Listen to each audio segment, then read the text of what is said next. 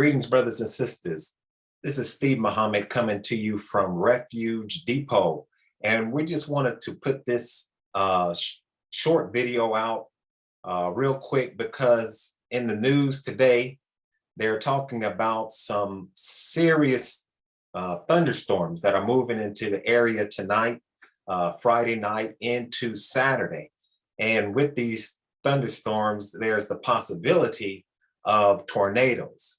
And so I wanted to go into, how tornadoes are formed, but more importantly, of course, what we can do to save our lives. But first, I want to go right into how tornadoes are formed. It is when cold air from the North Pole moving in one direction collides with warm, moist tropical air coming from the Gulf of Mexico, and they come in different directions. And because the cold air is heavy, it slides under the warm air and pushes it up at a really fast speed. All this fast moving air rushing up and down causes the air to spin, and that spin can eventually form a tornado. Tornadoes are one of the most powerful forces in nature. They are more powerful than a hurricane. Tornado winds are the strongest in the world. Even though the winds in a tornado are strong, the tornado itself doesn't move very fast and can stay on the ground from seconds to hours. Last fact, tornadoes can happen all over the world, but they most occur in the United States of America. And Ohio is one of those areas that tornadoes are prevalent. So as you all know, we live in the Miami Valley, which is basically a bowl, right? And so you know what happens when you have a spinning top and you spin it in a bowl. So this is something to where we want to take very serious because we see more and more extreme weather. And as I said, these cold airs are coming down from the North Pole and meeting with the tropical air from the Gulf of Mexico. And so we know from the news that most of the Arctic is melting. So you have a rush of cold air coming down from the North Pole. And then you have that warm air coming up from the south. And so we can be looking at some serious extreme weather hitting us here in Dayton, Ohio, and throughout the country, as a matter of fact. So let's go ahead and get right on into some of the steps that we can take before these storms come. And even though the storm is coming tonight, God willing, we'll be blessed to not be hit by that storm. But that's not to say sometime in the future that it may not miss us. So let's look at what we can do. Before a tornado strikes, your family should have a disaster preparedness plan. If you're not together, you should decide on where everyone should meet. It may be a good idea to get walkie-talkies. And if you know that there's going to be a violent storm that day, have that walkie-talkie, have each and every person carry that walkie-talkie because, of course, the cell towers may be down. The tornado may take the cell towers down. And so if you have a good pair of walkie-talkies and everyone is on the same signal or on the same line, then you can communicate. Of course, have where your family members are going to meet in the eventuality of a tornado. And then also a very good thing is to have an out-of-state number of a relative that you can call just in case your property is destroyed and you need someplace to stay. They of course may have shelters that pop up, but the question is, do you really want to go to a shelter during a pandemic? So having an out-of-state number is something that you want to have and have everybody to know it. Also vice versa, having that family member having your number just in case something happens in their area. Put together a to-go bag. Now, of course, in your to-go bag, you have the essentials. If you have medicine, then of course, you'll have that in your to-go bag. If females have, what they need to put in the to-go bag, and so forth and so on. So have, what you need in your to-go bag, including, of course, some food, water, uh, shoes, socks, everything, like that. You should have in your to-go bag just in case you have to get up and go, and have that ready, in the vehicle, in the car, So that's something that definitely you should have as a to-go bag. So one of the things that you should have is a solar powered hand cranked radio, just in case the power goes out, right? During a tornado, you're still able to monitor the news. And that's going to be very important for you to know what's going on. So get you a hand crank radio with the little solar strip on there, keep it in the sun, and so that it'll be ready to go just in case of an emergency. And then also on these hand crank radios, many of them have lights on them so that you can see in the dark. And that's going to be, of course, very important. One of the things that we want to do is to take CPR classes. We also want to make sure that we have a first aid kit. If you don't have a first aid kit in your home, you definitely need to get a first aid kit for any emergency that may come up. They have anywhere from your basic first aid kits to trauma kits. So once again, you can go to refugedepot.com and you can purchase many of those items right off the website. And of course, this is no sales pitch. This is a pitch to save your and my life, because these items are going to be very necessary for us to get through the fall of America. As you can see by this book right here by the Most Honorable Elijah Muhammad. And I urge everyone to get this book if they want to know what's taking place and why. Get this book by the Most Honorable Elijah Muhammad, The Fall of America. As you can see, I've had mine for quite a while. So let's go ahead and get into some more things here. So Dayton, just like every other city, has an alarm that goes off, sirens. And so we should pay very close attention to these sirens when they go off, because they will alert us if a tornado has touched down. And of course, if you hear this siren, the best thing that you can do is to head towards the basement. If you have one, if you're blessed to have one, head towards the basement. And if you don't have a basement, then the best thing to do is to find a room, preferably without windows, that you can all fit the family in and stay in that one central location. Bathrooms usually are the best place to go to seek refuge from the storm. So we'll go into what we should do during a tornado. And I just touched on it, really, is that we should definitely stay away from windows. Do not be around windows when you hear those sirens go off. Find you a safe place, preferably if you have a basement, go into the basement. But if not, like I say, a bathroom would be preferable. And then just stay there and listen to your solar power radio. Or of course, if you have, just a radio with some batteries in it, continue to monitor the news station so that you can hear what's going on in your area. If you're at the office or your children are at the school, they should have a disaster preparedness plan in place. So, of course, make sure that your children follow the instructions that are given by their teachers or the principal, so that they will be safe and sound.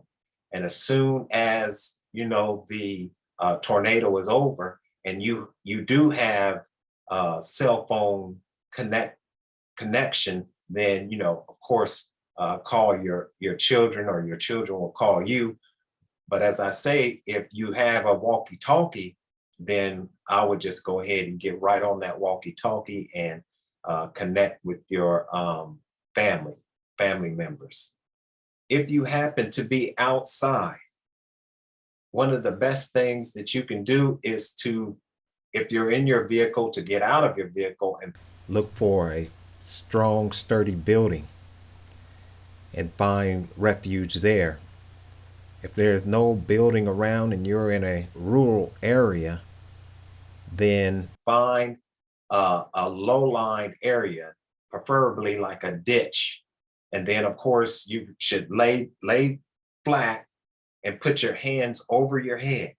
You know, it may even be wise to have a hard hat. And I know this sounds a little strange, but it may be wise to have a hard hat, in your vehicle, in the trunk, or, of course, in your home, so that you can protect your head from any type of flying debris.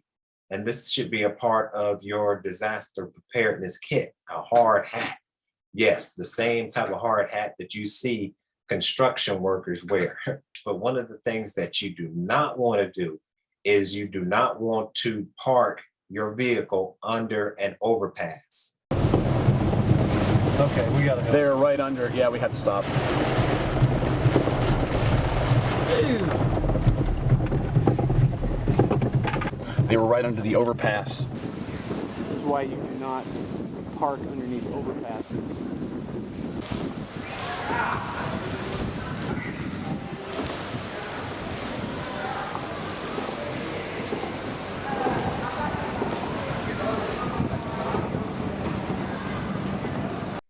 You don't want to park your vehicle under an overpass, because the winds could bring the overpass down on you, and the winds under an overpass can literally sweep you up out of the overpass. That's how strong the winds get in an overpass. So you definitely do not want to be under an overpass when these winds, when the tornado comes through.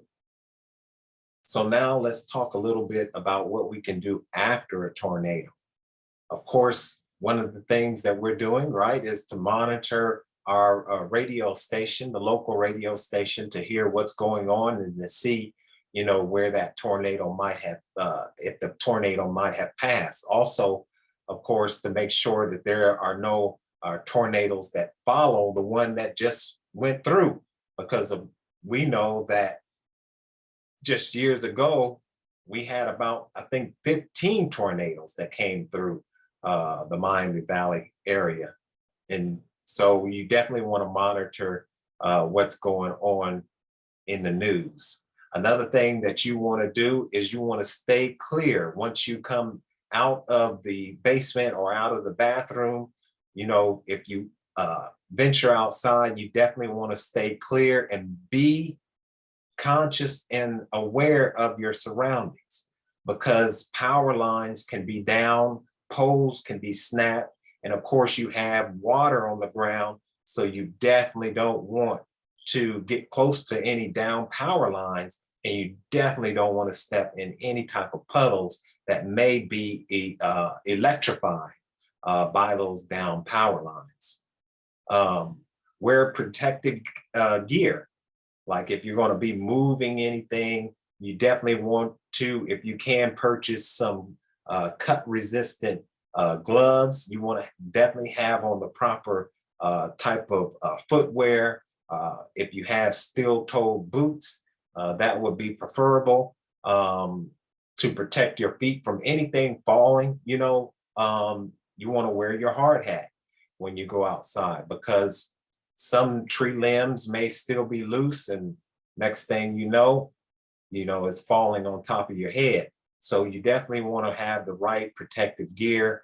I would say that if it's during the night, I would just stay in the home until the sun came up, because you definitely don't know what you may be running into in the dark. So you definitely don't want to do that. contact, of course, family members to make sure that everyone is all right. You know, once again, through either the walkie-talkies or the cell phones. And there are other ways to communicate. You have CBs, you have satellite telephones. Some, of course, the CBs can be inexpensive. The satellite telephones may be more expensive, of course, but these are other ways that you can communicate. Of course, assess the damage so that you can tell your insurance company, and hopefully they're a good insurance company and will do you right. And last but not least, of course, you want to look out for your neighbors. Look out for your neighbors. So that's something that we need to definitely work on, if we haven't already, is to make sure that we have a relationship with those who we live around. You know what I'm saying? Make sure you have a relationship with those who you live around, just so that they can look out for you and you can look out for them. And with that, I want to ask you just to give this a thumbs up and to share it with family, friends, and loved ones, because of course this information could save their life. And once again, follow us across our social media platforms. You can go to Linktree /Refuge Depot.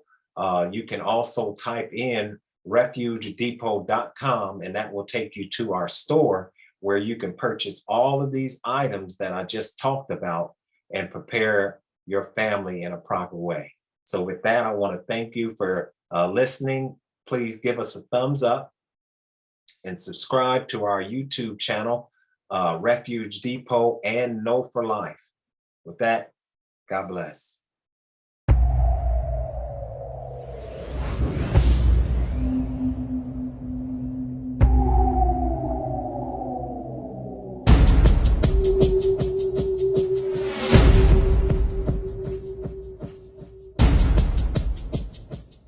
You are not going to let us go. So God is going to contend with you.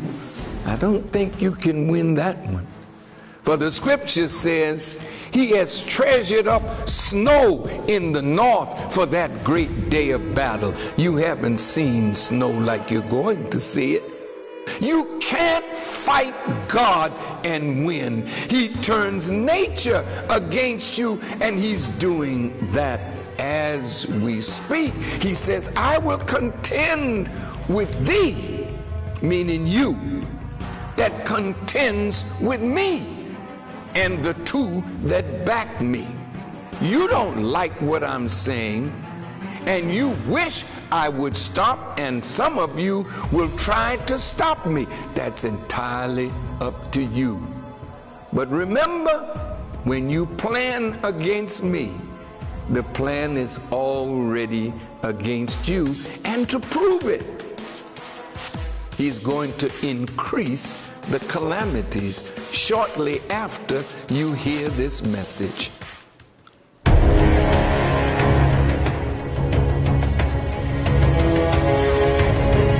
The ingredients are coming together for this recipe for a historic storm in the north and east. So now you have the Arctic air, now you have two storms, and all the ingredients are there, Sam. The only place that may get missed is if the storm's a little too far east. Maybe New York City doesn't get a foot of snow, but I think southern New England in this red area, batten down the hatches. It's coming tonight. Blizzard of 2013, 45 million Americans digging out from the snow. And after hurricane-strength winds drove the storm through, the next system now on the way. Sam Champion on that shortly. But first, here are the pictures tonight. Across a half dozen states, images like this one. This guy is snowblower, almost completely disappearing there in 3 feet of snow. And this, so common today, just trying to get the cars out of it. It vanished underneath the white stuff. And look at this tonight, right here behind me. One family actually putting a camera trained on their back deck. And once we speed up the video, you can actually see how quickly it came down, how much, completely covering the lens. And the space image we wanted to show you tonight, this one from NASA. 2 giant systems coming together to create this massive blizzard, and just look at the northeast there, disappearing under a massive storm. He's bringing hail and snow and floods and tornadoes. The snow, the howling winds, and the angry ocean. Tonight, New England's monster blizzard is well out to sea, but in its wake, horrendous winds still battering the coast. Waves lashing homes. This woman had to be rescued from her home. For those in its path, it was a back-breaking Saturday spent digging out. 30 million woke up to a foot of snow, 11 million over 2 feet. In Portland, Maine, it was the biggest snowfall ever, almost 32 inches.